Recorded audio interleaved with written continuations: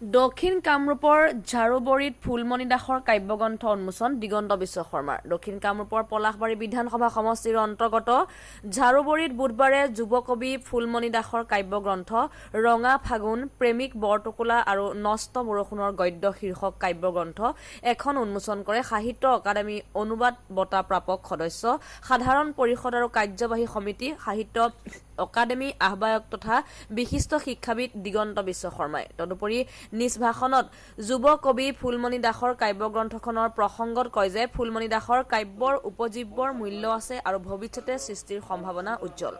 আনকি ভাষাৰ ক্ষেত্ৰত সচেতন হোৱাৰ উপৰি আন্তৰিক চিন্তাৰ সাৱলীল প্ৰকাশ কৰাত তেওঁ সাৰ্থক হোৱা বুলিও কবিগৰাকীক প্ৰশংসা কৰে শৰ্মাই।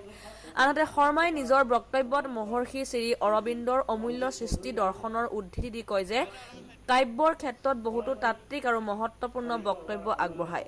সাহিত্য সংস্কৃতি বিকাশ গোষ্ঠী কামৰূপৰ উদ্যোগত ঝাৰুবৰী দুৰ্গা মন্দিৰ সভাঘৰত ডাঃ শৰৎ ৰাভাৰ পৌৰোহিত্যত অনুষ্ঠিত হোৱা সভাখনৰ উদ্দেশ্য ব্যাখ্যা কৰে প্ৰফুল্ল চন্দ্ৰ চৌধুৰীয়ে।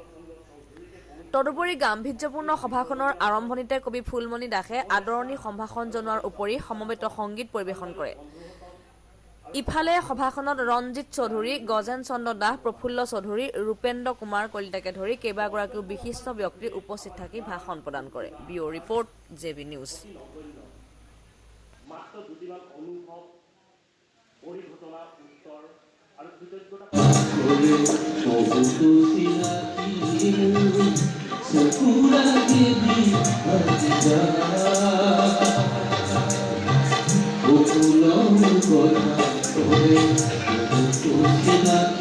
Oh,